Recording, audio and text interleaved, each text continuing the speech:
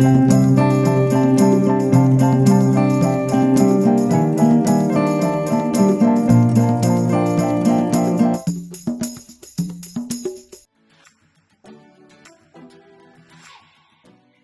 everybody, and welcome to Word Affinity, a podcast which has everything to do with words. I'm your host, Sarah Singh Bisht, and today's episode is about tier ranking our favorite books. Yes, I said we because I have some special news. So, I recently got a co host, and today is our first episode together. So, I would like to welcome Dia Mehta to Word Affinity. It's so great having you here. It's great to be here too. I am so excited to be a part of Word Affinity. Hi, I'm Dia. I'm a writer, reader, mental health advocate, history junkie, and now I'm a podcast host. So as Sarah already told, we are going to be ranking our favorite books and placing them in a tier list, as you can see from the screen, that we made from this website called Tier Maker. So we have the list right here, and we each have our top 5 favorite books. We're gonna start to talk a little bit about the book and why we like it, then rank it in the list. Let's start. So my first book is Pride and Prejudice by Jane Austen. It's a terrific book. I just love it. From the name, it just seems like one of those girl from poor family has a mother who wants her to marry the rich guy book, but it's far away from that cliche boring plot that every second 19th century book has. First of all, it's a classic and people still read it, so there must be something in it that is timeless.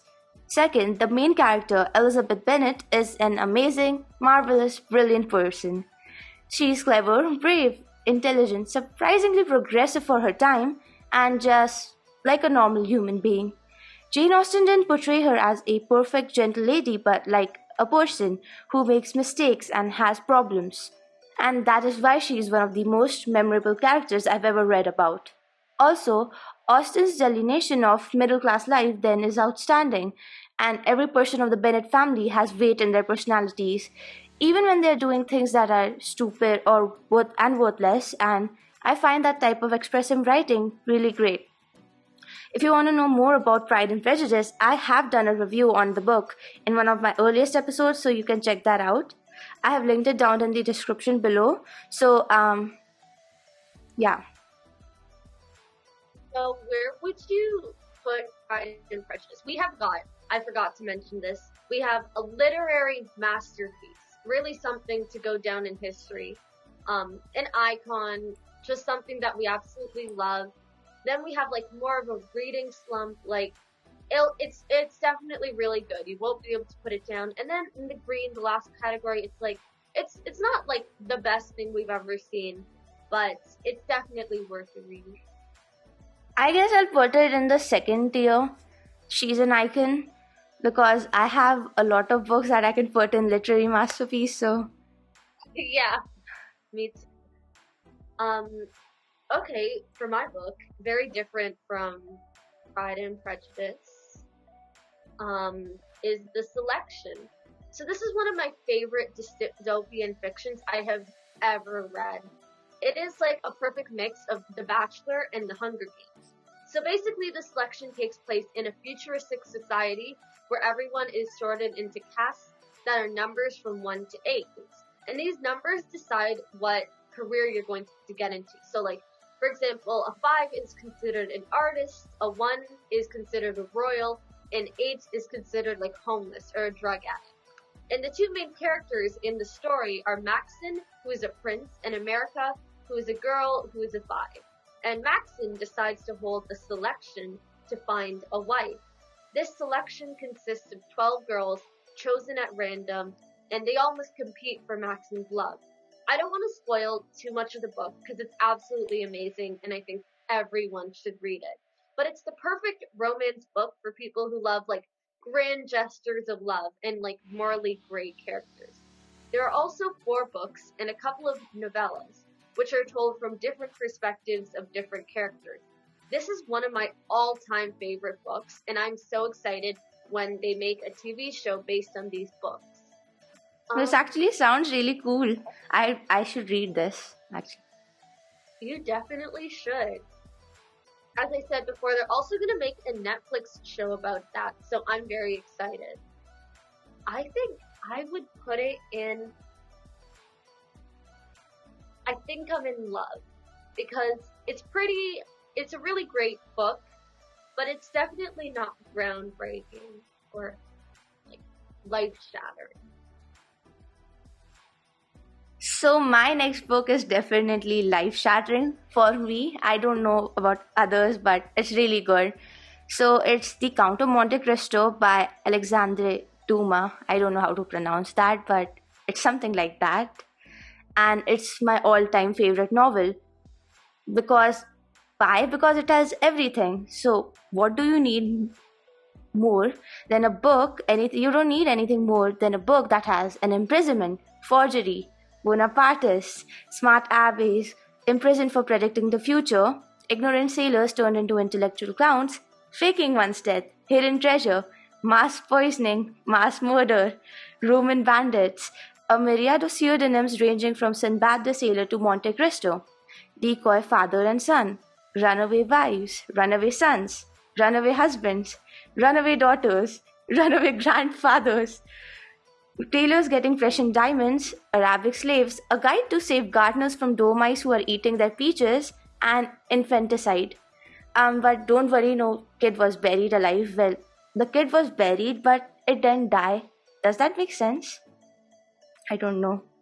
But TCOMC, it's a daunting 1200 page read, but I promise you, it's worth it.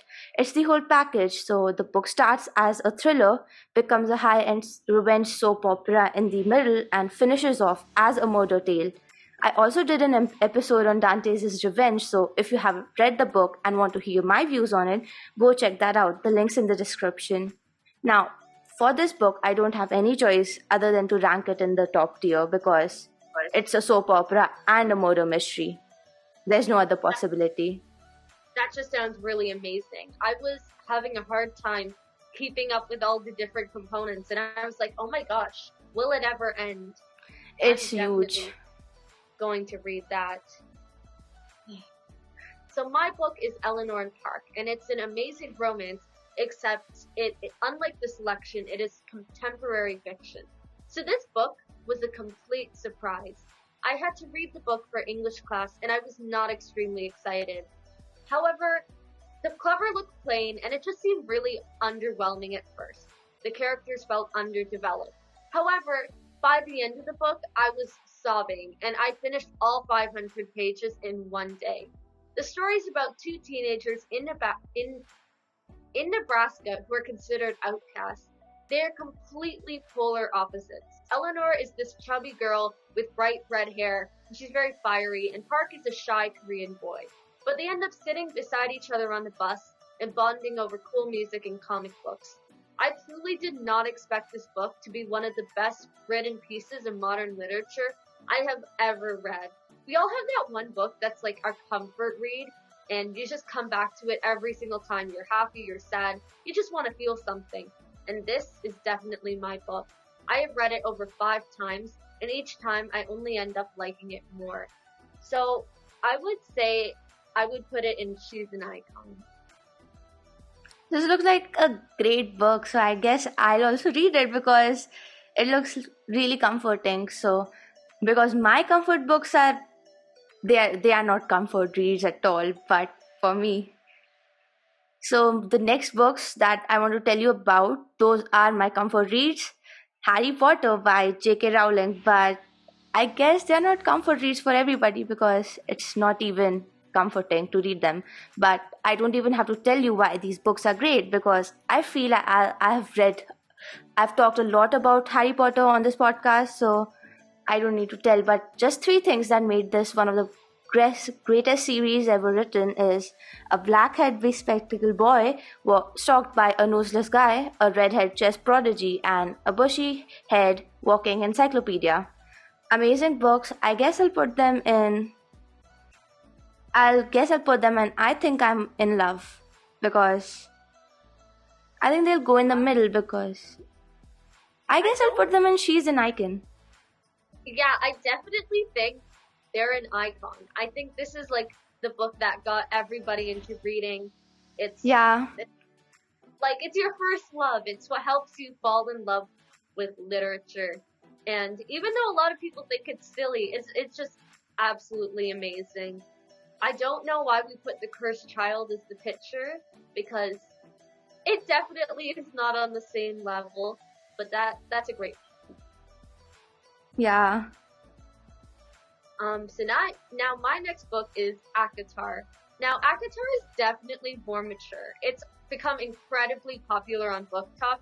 So if you're on social media at all, you've probably heard of this book at length, and you already know everything to know there is.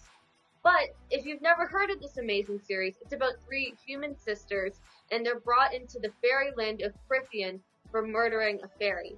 And it's full of steamy romance, and it is much more for mature readers. I would caution readers because the first book is very tolerable. I read it when I was 9 years old. However, the later books become much scarier and fuller of inappropriate scenes that are better for 15 to 16-year-olds. But it's absolutely amazing, and it's very much like Harry Potter, but for older readers. And it's by Sarah J. Maas, who is one of the current most popular authors for young adult fiction. Now, I would probably put it in. I don't think I could call ACOTAR a literary masterpiece, so I think I'll put it in. I think I'm in. Actually, yes. No, sorry. We'll get you out of a reading slump. I've heard of Sarah J. Maas even though I'm not on social media, so that just shows how popular she is. She is pumping out books every 2 years, so. Yeah, she's the modern Enid Blyton, so she has a lot of books, I guess. Yes. So my next book is Little Women by Louisa May Alcott, and I think everybody has heard about this. And I am in love with this book. It's one of the best things to ever come into existence because Jo March, she is everything I've ever wanted to be. So Little Women is the most perfect piece of feminist literature ever, and which I love. And even if it was written 50 years ago, it is still read and loved by readers all around.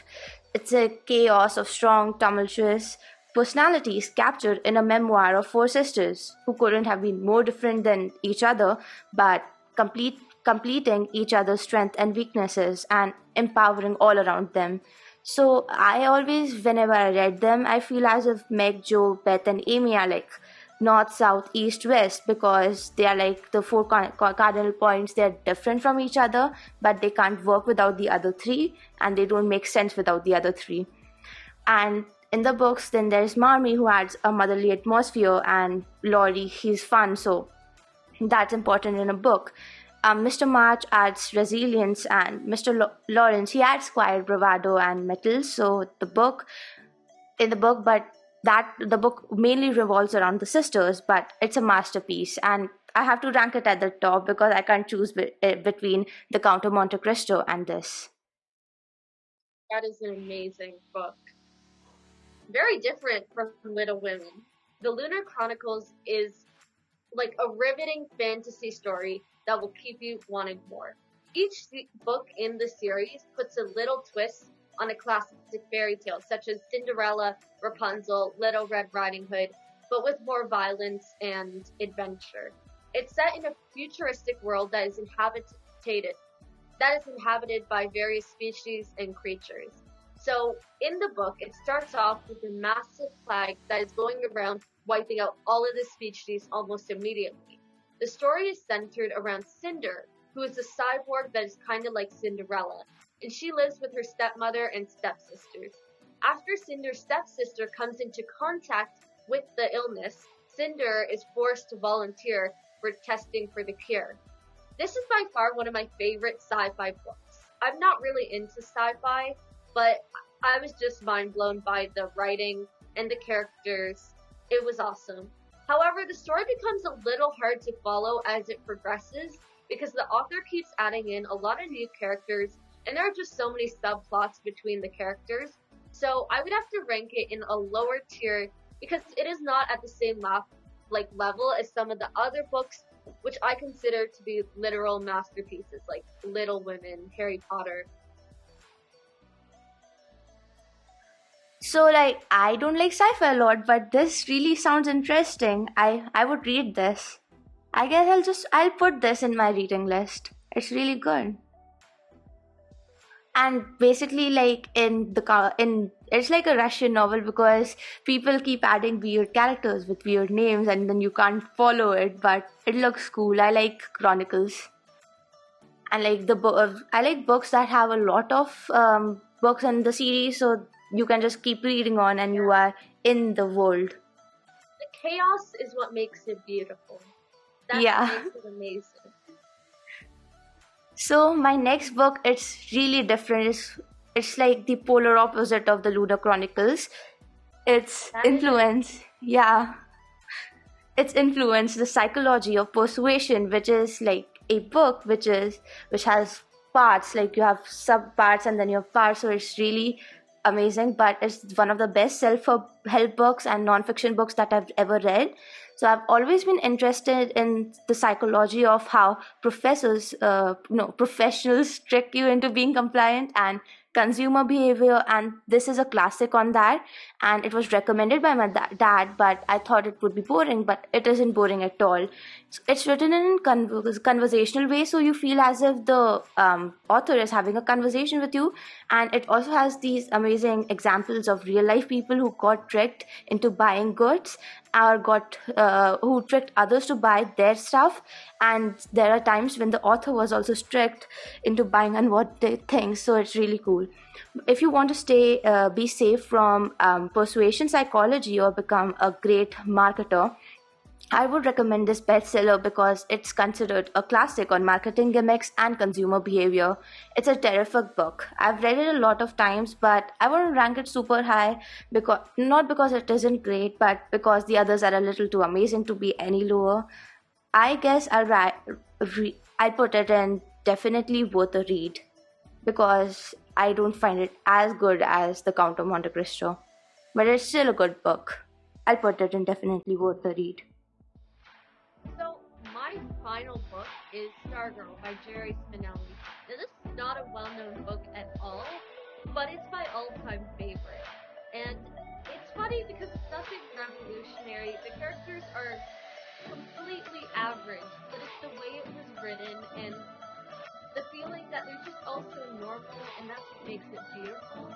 And it's a true literary masterpiece. It's about a young girl who feels like an outcast, but she never lets on that she feels like an outcast, and she just embraces that personality and brings a level of brightness to everybody around her. But she never realizes just how special she is until we see it from the perspective of other characters. And again, this is a very common trope. However, the way that this author has done it really makes it like a literary masterpiece. I would recommend everyone to read this. So it is going at the top of my list. So you can say she's really a star girl even though she doesn't know that. Yes, she is an 100% star girl. I guess I saw that Disney Hotstar has a movie on that, I guess. It's a movie or series, I don't know. They do. I have never seen it because I've always felt that sometimes they don't do movies as good as the book, and then you get Yeah. stuck in your head Yeah, with they the don't main do character. justice to the books and then you feel bad and then you can't read it without thinking about the movie. I don't want to be picturing some foreign girl instead of my star girl. Yeah. But if you like Little Women's rendition by Greta Gerwig, it's amazing. So I would recommend anybody to watch it because it's amazing. They added a bit of a modern tone to it, and now like it becomes something that every kid should watch because it's really good. Funny how two of our 10 literary masterpieces were with Emma Watson. That just shows how talented she is. Yeah, I love Emma Watson. So that was all for today. I had a lot of fun today. What about you, Dia? This was great. We should definitely make podcasts like this more often. I agree. So, if you like this podcast, make sure to rate, review, and follow us. If you're listening on YouTube, please like, share, and subscribe. Thank you for listening. Goodbye.